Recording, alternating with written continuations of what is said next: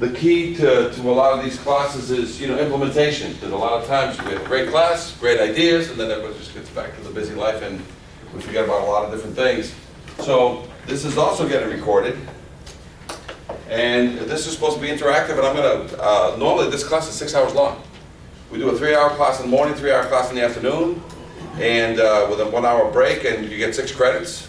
So depending on if you ever want to put a very long, lengthy class. And a lot of times when I do this class, we also do what's called a downtown walk-around. So in some cases, we do the whole internal part of the class here, and then take a lunch break, and then in the afternoon, we go to downtown and walk around. And we just pick out fire escapes all around downtown. We walk as far as we can walk, and we start writing violations right there from the ground, so you can see that there's a lot of things right under your nose that already have been bad for a very, very long time. It's not that day, they've been bad. And so much so, I was just showing a couple of downtown walkarounds. I have some downtown walkarounds from 2011, where I walked the downtown and I was taking, talking about different buildings. So I'll shoot those back to you, whoever wants the low-rise, mid-rise, and high-rise. You can just watch videos from back then and say, did anything get done on these? You can just watch them, and they're online for free. You don't have to, give your name or log in or anything. It's just through the National Fire Escape Association. So let's start there. Let's get everybody here on this first part.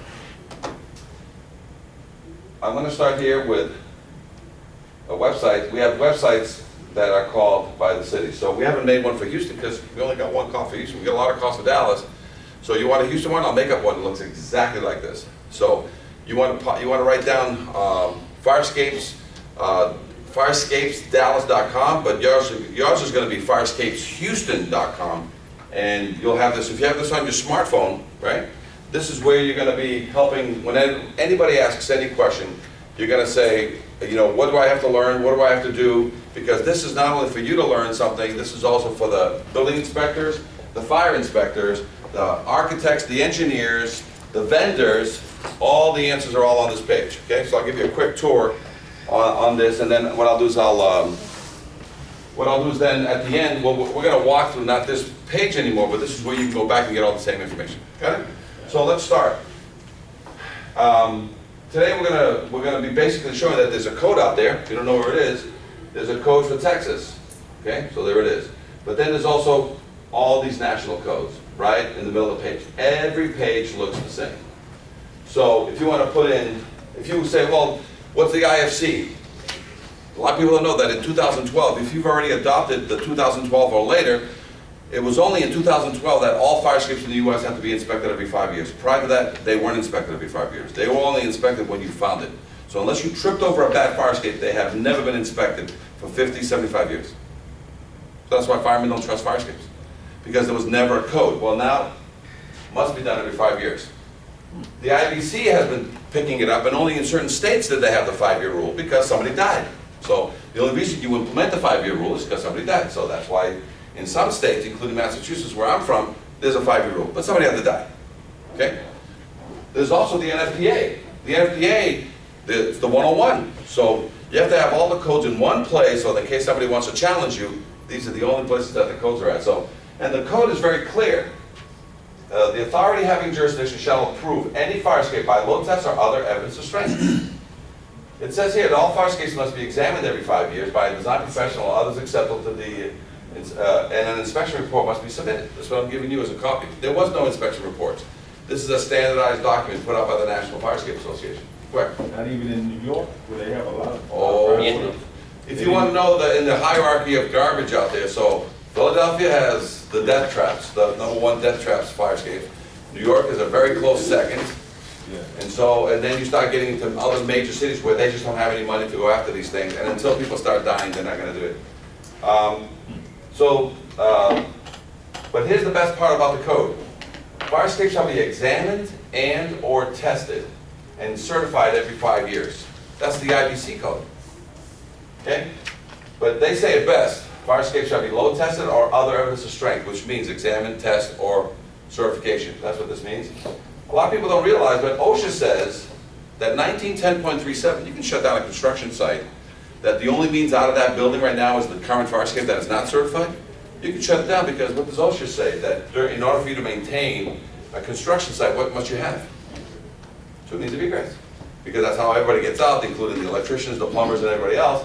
But how do you get in? The same fire escape. But if that fire escape is garbage, you can actually shut down a site until they put up temporary scaffolding and close down the fire escape to make everybody safe. So OSHA's on your side. Here's the five steps. We're going to go into detail. And the 5 steps to getting your fire escape examined are right there.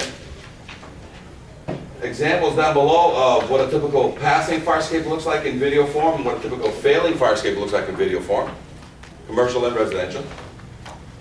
Down here is these confidence tests. So if you pass, we only want the first 3 pages signed by the professionals. Design professional, others acceptable.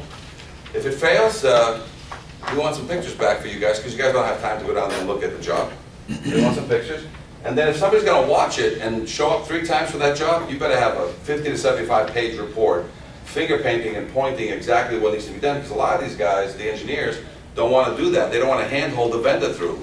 And the vendors, they like the witch doctor activity, which is, you paint it first, you caulk it second, and you fix whatever doesn't fall third. You know what I'm saying? And that's why you guys are falling through these fire escapes. Now, load testing. Everybody hear about load testing? Has anybody ever witnessed a load test? No? Well, then you go over here, click on this side, and it's going to bring you to a nice page called Fire Escape Load Testing. And there's photos and videos and everything here. And now you can get educated on what a load test. When somebody says there is no load testing, what do you say? I got a page that you can go see what it looks like. So if an engineer says I can't load test, you say, well, then there's a page that you can go get educated on what a load test is, right? See where it says here, need a lawyer? So you click on that page, it's basically going to take you to all the tragedies that have happened. And usually the law changes because somebody's dead or severely injured. So when you get a chance, don't do it, at your leisure, come look at all the news stories about fire escape fatalities. The best one is probably this guy. That happened in Jersey. A guy steps out, he fell through all these stairs and survived. Great story. So go there. So then you go back up. Okay. Click here. What's that? That's a blank of the confidence test you have in there. So if some engineer says, well, I want to put my own name on it, say, well, take this blank one, put your name on top, and because it's an industry standard confidence test. And at the end of this, we're going to fill one out. You're going to go through all the pages, you're going to fill it out yourself and make notes on it, because somebody's going to ask you, what's this question mean? So we're going to fill one out at the end of today. Keep it so that way you can explain to vendors, to engineers, to architects and design professionals in the future, just what the question is asking. Okay?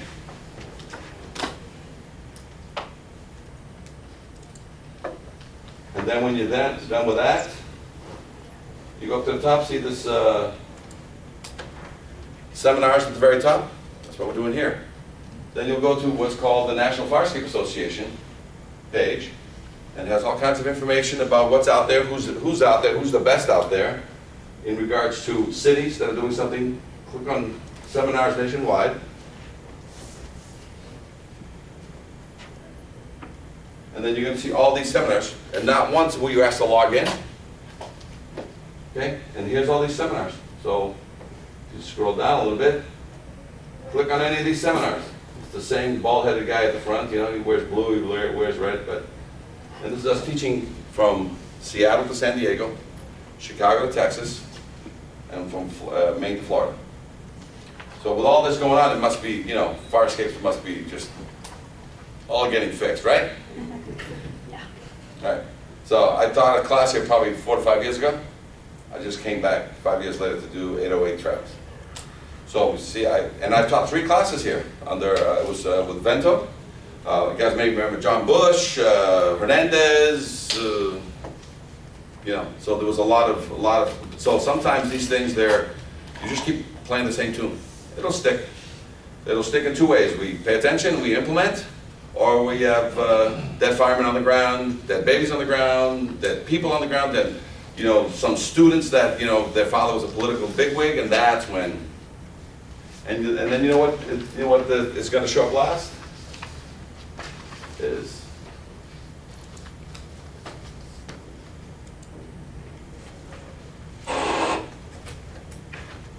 what's gonna show up a lot is when those things do happen, sadly. And now I'll stop the class. As I,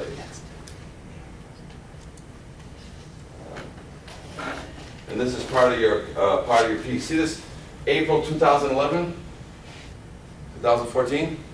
That's a 2-hour class with councilmen. See the councilmen, and guess what they're doing?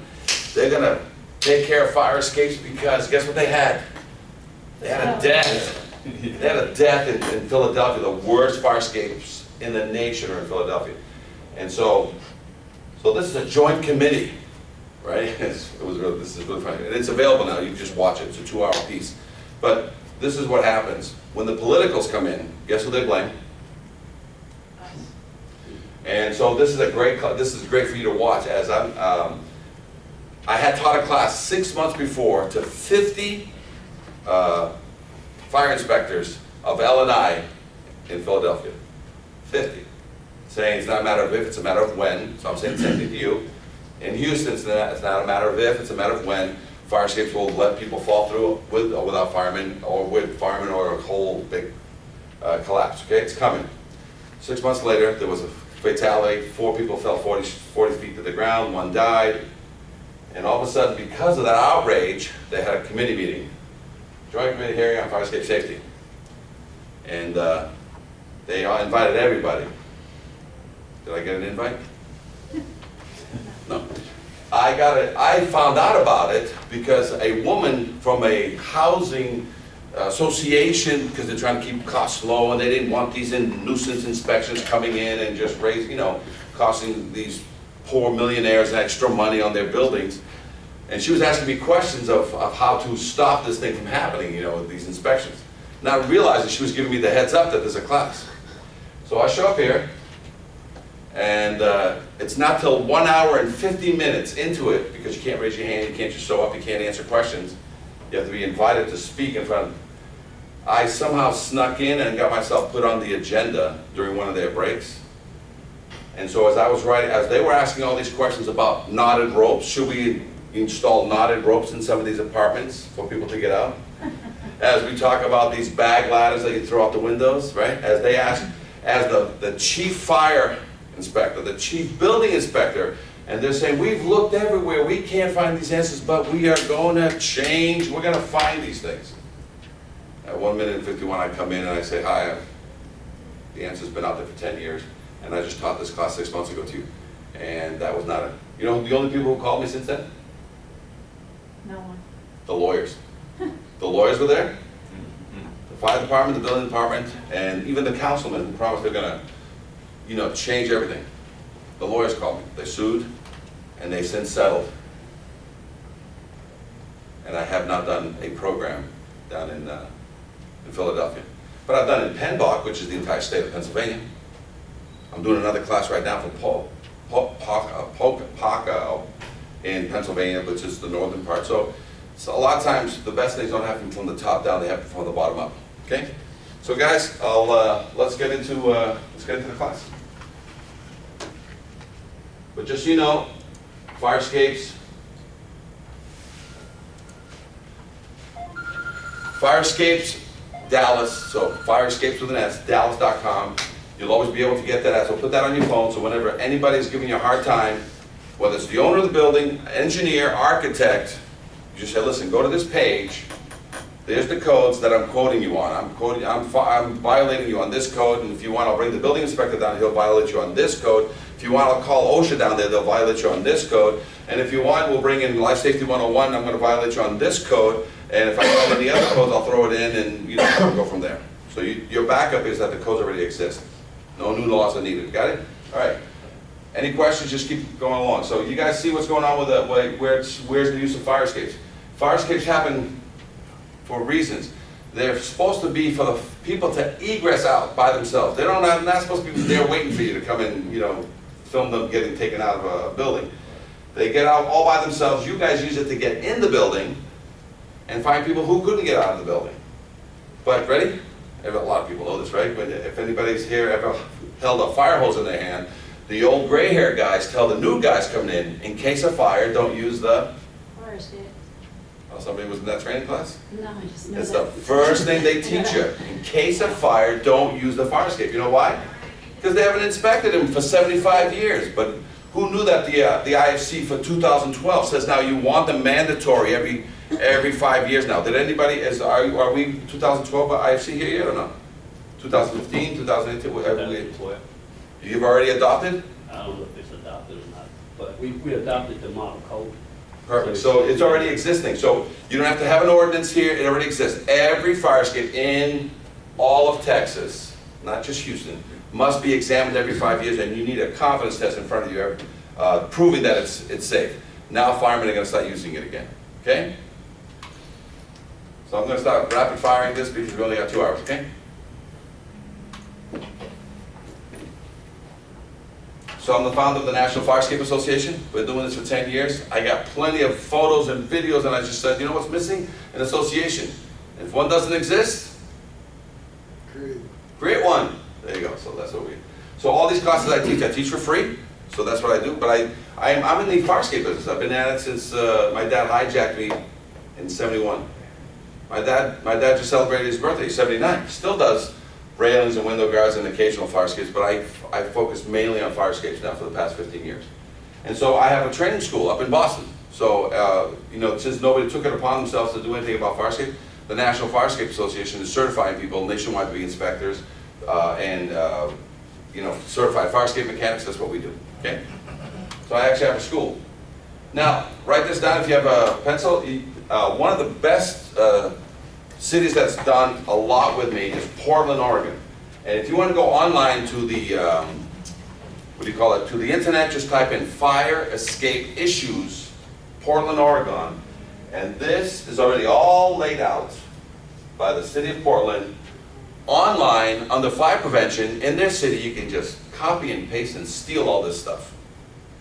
Don't make you don't have to reinvent the wheel that already exists. So now with Stu White, he's the guy you want to talk to and say, Stu, fellow fireman, you know, fire prevention, how great it is or how not great it is, what's the biggest problem, what's the political backlash that happens on this? And we've been working on this for 10 years. That's how long we've known each other. That's how long it takes, because there's going to be pushback that not everybody wants to do this stuff. So it even tells you how to repair, tells you how to load test, everything. So he's the model city that has copied a lot of our programs, Portland, Oregon. So monkey see, monkey do, here it is. So confidence test, there was no confidence test. I created the first confidence test in the nation. This is the latest, greatest rat trap. Okay, that's what this is. This is a rat trap. So if all of a sudden you are being given an opinion from a structural engineer in the area, he's going to drive by, collect this check. Sometimes he may or may not get out of the car, look up at the fire escape, ask the owner for a check for $500 to $1,000, put it in his pocket. He's going to give you a document on his letterhead that says, to the best of my information, knowledge, and belief, that fire escape that I'm not going to walk on is okay. And then he gets back in his car and he drives away. That's called an opinion. That's what you've been getting. All right? They may want to get on it sometimes. Sometimes they get on it after the owner hired a local witch doctor to come in and do what? Paint it first, caulk it second, and repair the obvious. And normally when they call the engineer out to look at it, it's got to be wet and tacky. So you want to walk up this wet, tacky black fire escape with your suit? And he's going to say, to the best of my information, knowledge, and belief, the fire escape is conforming with the Houston Building Code. Which means that in case somebody, as soon as the ink dries, there goes his guarantee. Because to the best of my information, knowledge, and belief is an opinion, and a week later, a year later, somebody could die in that fire escape, and he'll just tell you, well, if you had asked me to inspect it the day before, I might have found whatever the problem is. But otherwise, the day I inspected it, it didn't fall. So now, on these confidence tests, there is no opinion. There's only a yes, no question. And a lot of engineers and architects will not answer yes, no questions. Because there's 25 specific questions here saying that you looked at every inch of that fire escape.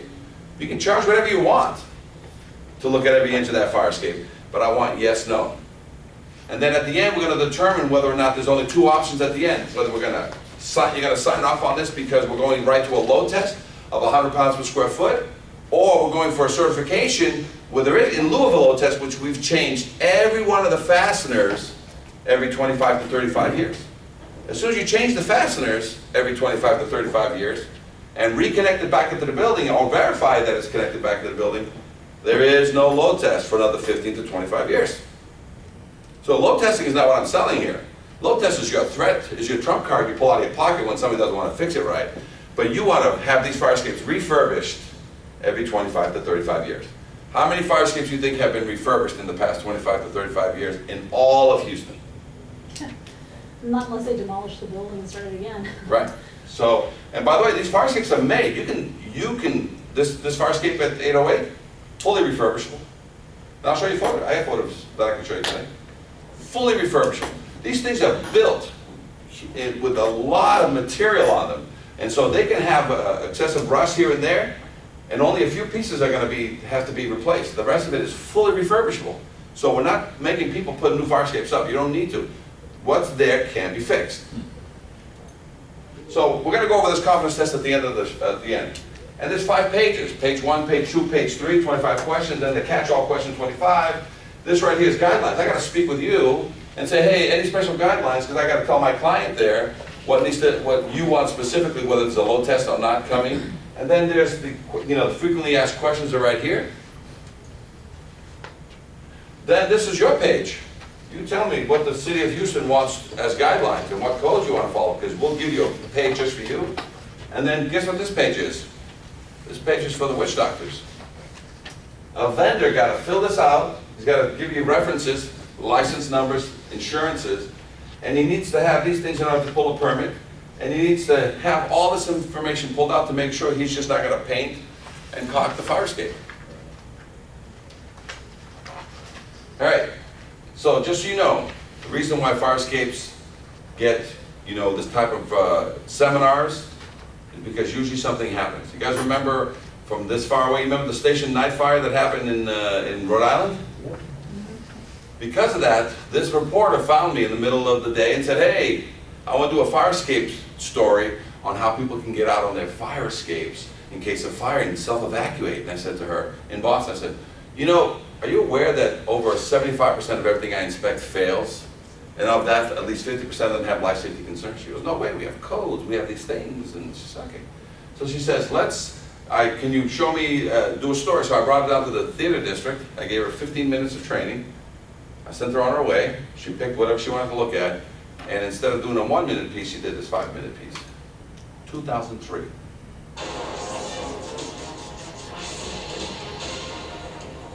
The smoke, the flames, and the frightened faces, all in a firefighter's line of duty. But Chief William Hitchcock remembers the night it wasn't the fire that almost stopped him, Oh, I was scared to death. but the fire escape that broke underneath him. With a ram that just came away from the building. And our investigation found across Massachusetts more unsafe fire escapes, rusty, deteriorating, crumbling, broken. And what state officials didn't know, the system they set up to keep fire escapes safe is also falling apart. The potential ramifications are disastrous. So let's look at this one. This expert iron worker is licensed to build, maintain, My and evil inspect twin fire brother. escapes. So then over here, for months, we examined dozens of them with alarming results. Looking at this today, would this pass inspection? No. In dormitories, at theaters, at homes, and apartment buildings. Rust is actually eating away the metal of the fire escape. Right. And the bottom line? It'll get weak and then eventually it'll fall. This one has rotted connections. This one missing bolts, twisted metal. Would the stairs come down? No, never come down. This one, a broken tread. So how dangerous is it for the people inside this building? This fire escape is definitely going to put somebody either in the hospital or it's going to put somebody in a cemetery. Fire escapes are so critical. The state building code requires they be certified for structural adequacy and safety every 5 years. But our investigation found that safeguard is simply being ignored. Here's proof. We chose fire escapes at random in Boston, Somerville, Cambridge, Worcester, and here in Quincy. We checked building department files But there's no fire escape certification. to see if building owners had submitted their mandatory inspection reports. There's no certification in this one either. Bottom line, not one we checked in Quincy had been certified as safe. And the Director of Inspectional Services admitted because of staffing shortages, the city has no idea how many other fire escape owners are breaking the rules. And as a result, do you know how many fire escapes in your city are safe or not? Well, I don't know. In Worcester, not one we checked was certified. In Somerville, No. 4 more fire escapes, Did it fall through the cracks? Yeah. not one up-to-date certification. And again, no system for keeping track. How can they get away? I guess that the shortest answer of all is because we don't have the resources to sit here and follow up on these things. If structural deficiencies are reported, local building inspectors can actually evacuate residents until repairs are made. Would you talk to us on camera about this? No? But when we surveyed 24 more communities, most admitted they had no idea how many fire escapes were certified. In Taunton, inspectors told us they haven't seen a certification in 25 years. Northampton officials said it's a cold day in hell when that happens. In Cambridge, too, not one of our test buildings was certified, and the official in charge would not come out to discuss it. In Boston, where there are more than 8,000 fire escapes, again, according to inspectional services, not one we checked was certified. Officials know they are required to enforce the building code, but they admit they don't always know if owners are breaking the law. The building code is being ignored. Right, but it's difficult to write a violation when you don't have knowledge of something like that. But state officials say for a critical issue like this, communities should know. And they warn, the Massachusetts building code is not optional. Does it worry you that these fire escapes are not being certified? This is an important issue. And it should not be ignored. That's because after the smoke and flames begin, it'll be too late to learn you've got no way out. I can't stress it enough, Hank, that these things have to be maintained and someone's got to be watching. As a result of our investigation, state officials will now issue an alert to local inspectors. Meanwhile, if there's a fire escape on your home or office, you can contact your local building department to make sure it's properly certified. In the newsroom, I'm Hank Telepi Ryan. So you think Boston's called me, right, for a class? No, they call you. Boston Fire Department's called me for the class? No. How many Every guys other out there city, do? every other city around Boston has called me for classes? So a lot of times the bigger cities are the last ones to really get involved. I get more on the grassroots level than I do on the major cities, okay? So this is what had to happen in Massachusetts in 1973. So 73 to 2003 to 2016, right? This is what happened. This won a Pulitzer Prize. This fireman on the 4th story of a building grabbed that ladder with his hand, saved himself. The woman fell with her niece. The niece landed on her aunt. The aunt died. The code then on the IBC was fire escapes must be examined and maintained at all times. Because of that death, they said, no, it must be done every 5 years. 30 years later, everybody forgot about it because not enough people died. 2016. Do I have more success in Boston or do I have more success out of the state? Out of state. Just won a Pulitzer Prize.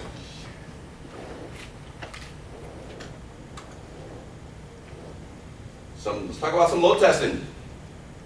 This is what you guys have now happening anyway. So whether you like it or not, you are actually load testing your fire escapes with people during parades or your firemen during events. Oh, by the way, one of our guys in Chicago, his father, 57 years old. This is not him though, but you know, doing exactly what he's doing here. Took out one wrong bolt and fell 7 stories to his death. So guess what? It'll kill everybody. Even the people that fix fire escapes. Oh, great place to take pictures. And because there's a lot of non-smoking buildings, what do you think's happening?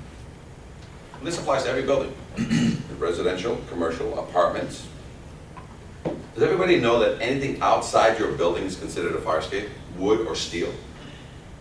So think about that. If it's outside, exposed to weather, it's supposed to be examined every 5 years by law. So everything outside, these old porches, these hotels with the metal stairs going out the back and that exposed platform. So don't think it's just high-rise in downtown. This will go out, and a lot of these 2- and 3-story buildings, you're gonna see that in the back of them, they have exposed wood or steel stairs, and sometimes with a mix of cement into them. They're all supposed to be examined under the code. So rethink all exterior steel or wooden egresses. That's all you need to write down. All exterior steel or wooden egresses. Now that just covers everything you're going to run across. And if they say, well, what code is that? We already gave it to you. By the way, we're thinking of, you know how they have these shows now, these reality shows about everything, right? On the History Channel, everything's a reality show about fixing cars, welding, or blacksmithing. We're going to do a show on how people cheat using the fire escape on the back. It's going to be called, we're going to call it fire escaping. And basically, it's just how everybody, you know, is running, having affairs using the fire escape on the back. But we have to make sure the fire escape's in good order.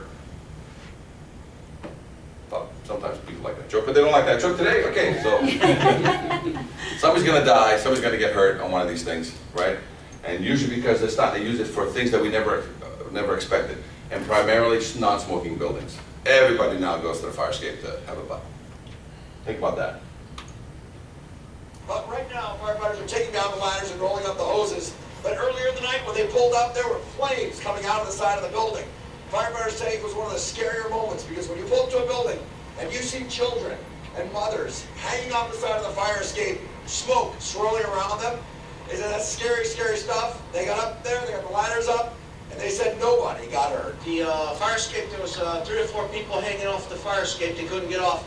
They were just on the fire escapes. I had people hanging in the fire escapes at the rear of the building, and on this side of the building, we had a bunch of people on that fire escape. Well, about 50 people were displaced inside this building. Our firefighters say there's good news tonight. It looks like everybody will be allowed to go back in except the one unit where the fire was in.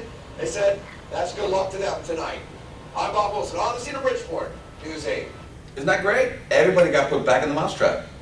They were all trapped on fire escapes. They couldn't get out. And the firemen did what? Put them all back in the building at the end.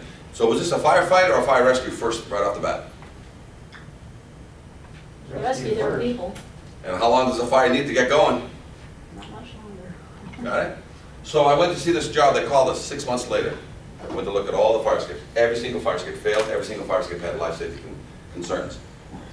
A year later, do you think they fixed any of them?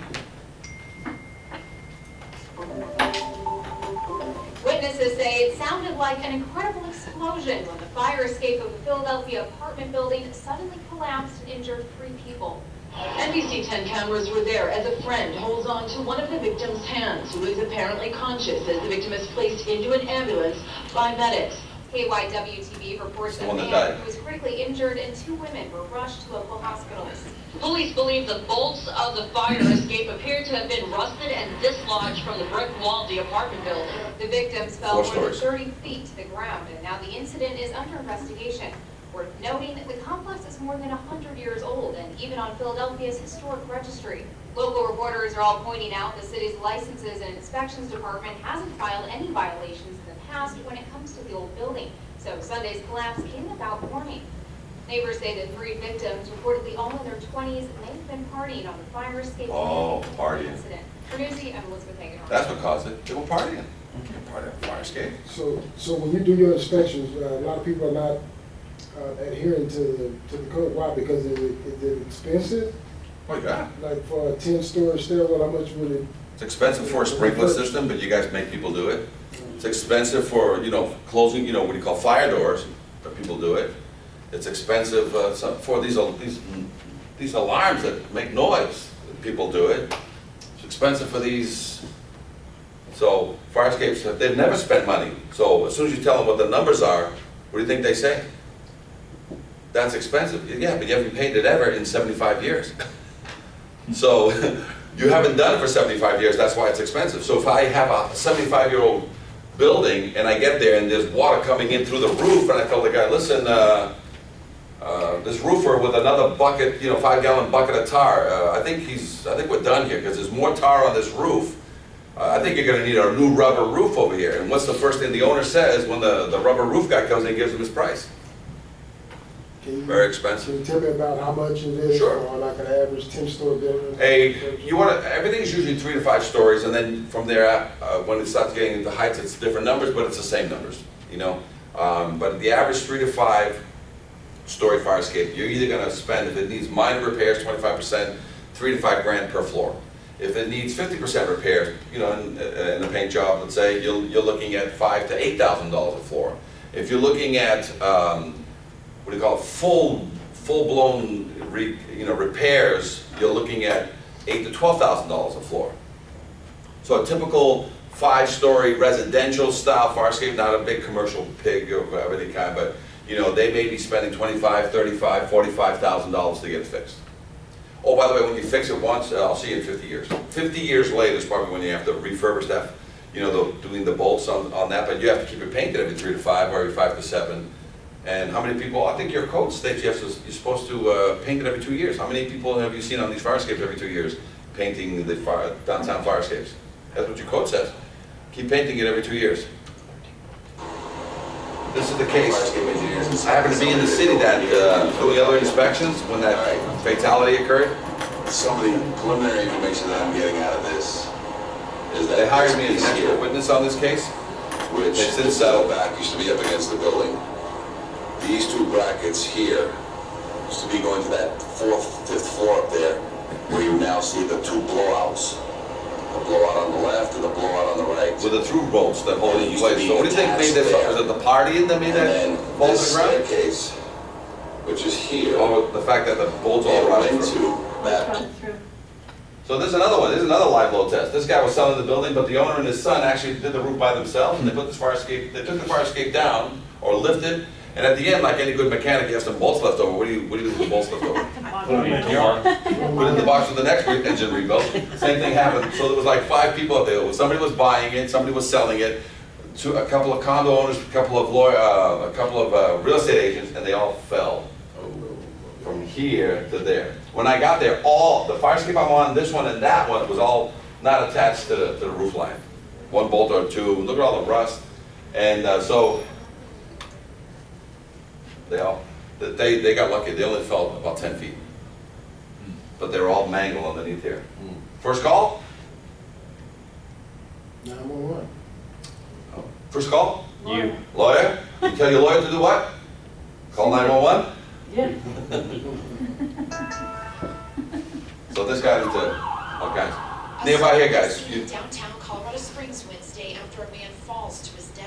I was just walking up the street to get to the bus stop, and the cops were right there, told me I couldn't come this way. Police say the victim and several others were working on the roof of this privately owned building when the man fell. He may have fallen a distance anywhere from 15 to 20 feet is what's being investigated right now. Tragically, the man died on scene.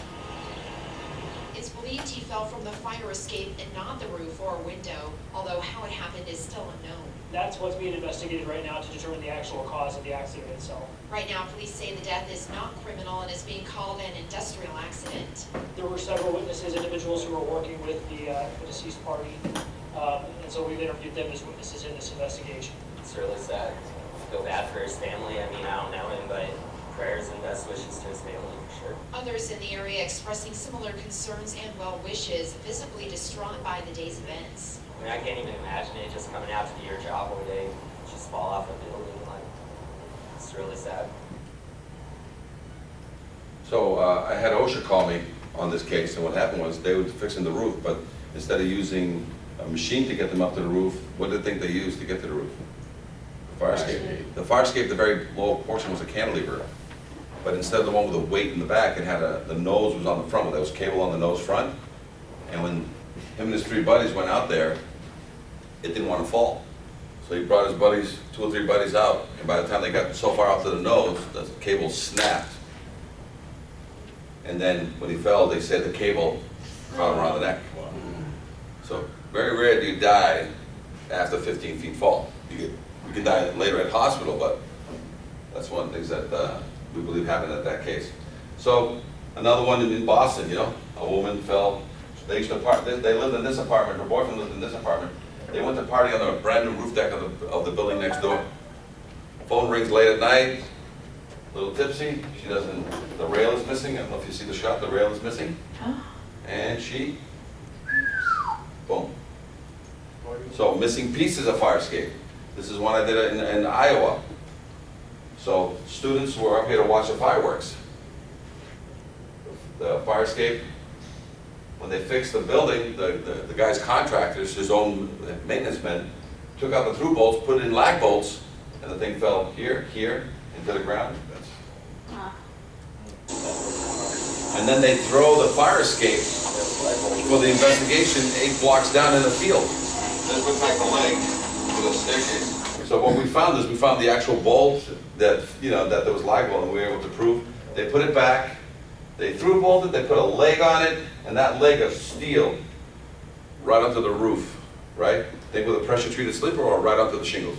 Shingles. Right onto the shingles. These 2 legs that weren't there before, that's why she was torquing on the pressure treated sleepers or on shingles. Shingles. With a clip.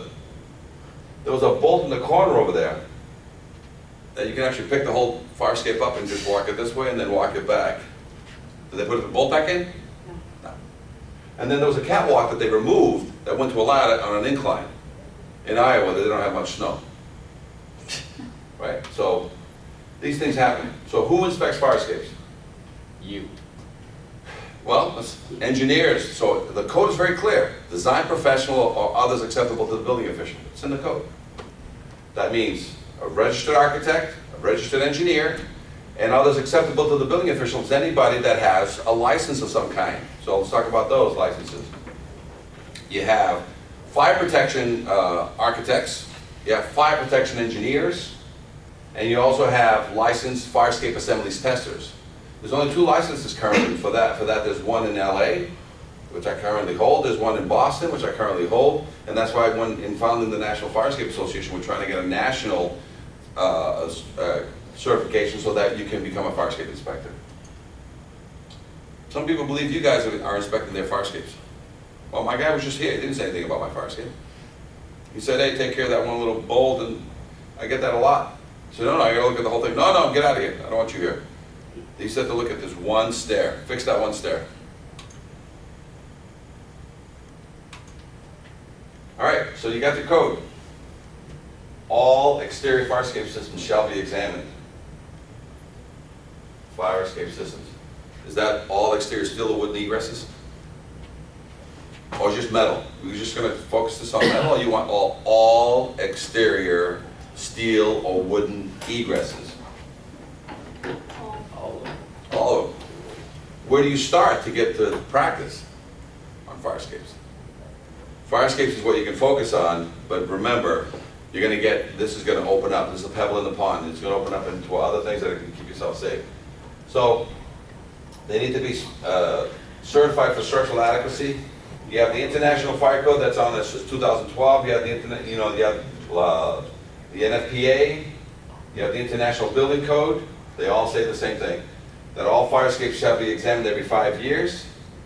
So it says here, shall be examined and or tested. The examination is this form, and if they pass, you now need to go to the next level. Do you want it tested, or do you want an opinion? Which one comes with a guarantee? Because if I'm going to give you an opinion, guess what it comes with already on everybody's documents? Disclaimer. Disclaimer, which is the golden parachute that says, if dead people or firemen are on the ground, you can't take me to court. Got it? Technical assistance. This is what they put in to basically help you guys understand that every now and then when they say others acceptable to you, this is in the code for you. So there's a technical assistance. It's in there also in one of the pages in the back, the technical assistance. So in case you ever need to pull it. And basically it's very simple. When new technology comes out, or even old technology comes out and you don't understand it, there's always somebody in there that understands it. So you can, it says here that the building official or the fire code official is authorized to require an owner or agent to provide without a charge to the jurisdiction a technical opinion and report. The opinion and report shall be prepared by a qualified engineer, a specialist, a laboratory, or a fire safety specialty organization acceptable to the fire code official, and shall analyze the fire escape or fire safety and its properties. And even then, the fire official can still require an engineer to review the report and sign it too. Got it? So in case somebody says, well, this guy, I don't trust him. So well, I'll have an engineer stamp his report, because the technical, but that means if you find somebody in a fire protection company that you trust, that has proven to you that he can inspect the fire escape, then you can allow him. He can sign the document, And he doesn't have to bring in a structural engineer or a registered architect, because he came and spoke with you and gave you all his credentials and said, I'm one of the others. And so he'll provide you all the information. But even then, when you have somebody that you do trust, but somebody is worried about that, you can say, hey, can you have your paper countersigned by a registered architect or a registered structural engineer? That's what it says right there. Okay? Fire escape here, pass or fail? Fail, right? I had an engineer that said you needed to fix 4 things on this. So this is what you have to worry about. When an engineer gives you a 1-page report with a disclaimer, says fix these 4 things, and you know who called me to come look at this fire escape in New Jersey? Was it the owner? Fire official? Building official? Was it the secretary for the... Was the occupant? Yeah, the secretary said, hey, I don't think this is what's going on here. Because during a police call, a policeman almost fell through one of the treads. Because somebody was trying to break one of the doors. And she goes, this guy just gave me this report that says fix these things and paint it and we're all good. And I'm like, so when I went there, I condemned the whole thing. Look how bad it is. I got this other one where I was told, hey, the fire escape is fine, there's nothing wrong with it. It's 150 units, residential. And the guy says, yeah, I just need a paint job. Here's the engineer's report, it's all fine, just give it a paint job. You don't mind if I look at it, do you? I started looking at it, it was all falling apart. This is a detention center for kids, for juveniles. When you first walk up to it, it looks pretty good. Use a paint job. Go underneath it, we're gonna find. So if the fire escape doesn't kill you, you just got sentenced for a year or 2 or 3, and all of a sudden, getting out of the thing, you're gonna get hurt on a fire escape. This is what fire escapes start looking like if you leave them alone for 25, 50 years. Now, the most important thing when we walk a fire escape is we have a 3-pound hammer, and we do a hammer test. It's called the ping pong test. When we ping it, keep walking. When you hear a pong or a thud, that means it's not properly connected. The rust is what's holding it together, but if you hit it wrong, or you step on it wrong, you're gonna get hurt. That's us. You guys ain't running up and down fire escapes with a 3-pound hammer and taking your time pinging all the way up while you're carrying a hose or doing whatever, right? But this is how dangerous fire escapes are.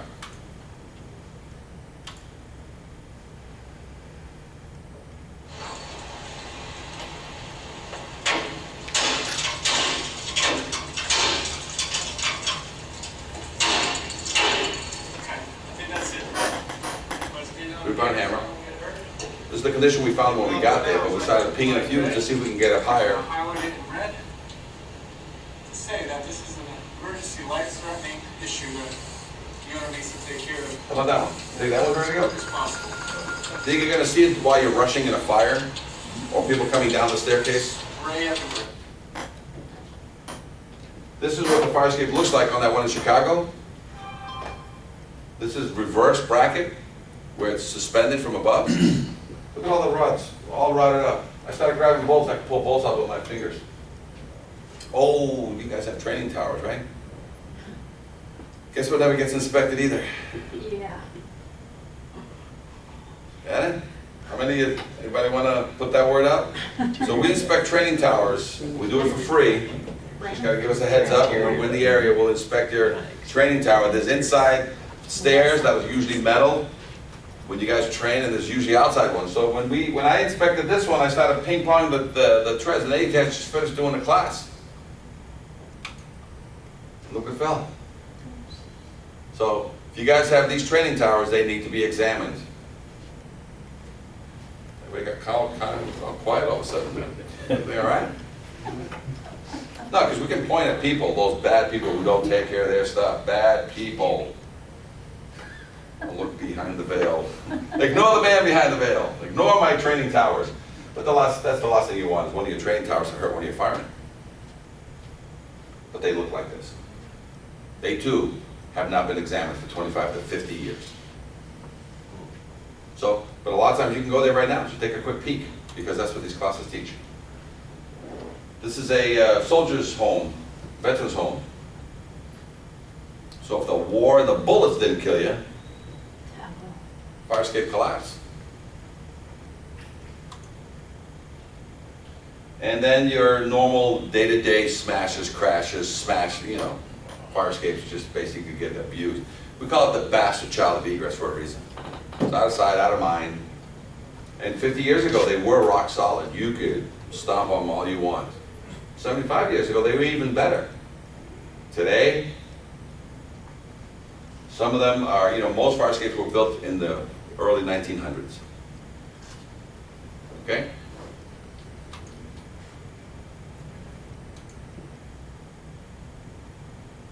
This is City Hall. Anybody notice the missing trails?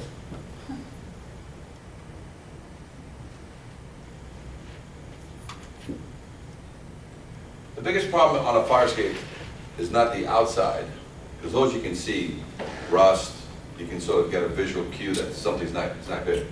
It's what's behind the veneer. A lot of people don't realize that the fire escape is not tied to this veneer. This veneer brick is non-structural. This veneer brick is like siding, it's like vinyl siding. You don't tie your fire escape to vinyl siding. You tie to the wood behind it or the masonry block wall behind it. See the masonry? This is brick, red brick, so it's usually 2 or 3 courses of dirty red bricks make up your masonry block wall. That's where the fire escape ties into, or there's a rod that goes all the way through with a plate on the back. So in order for that thing to rip out of the building, it's got to rip the whole wall down. Every now and then, people just tie to this brick. And this brick, as you can see, there's a little space. See that little half-inch space? So when they skin a building, after they do all the masonry, that little half-inch and the outside brick is just a veneer. But it's also when you got a leak on the roof, and all the water comes down for the life of the building, and it eats all the steel. Look outside. This outside steel is better than the wet inside steel, because inside it stays wet forever. And it needs water and air all day long. And if it never gets any sunshine, it never dries. And look at all that.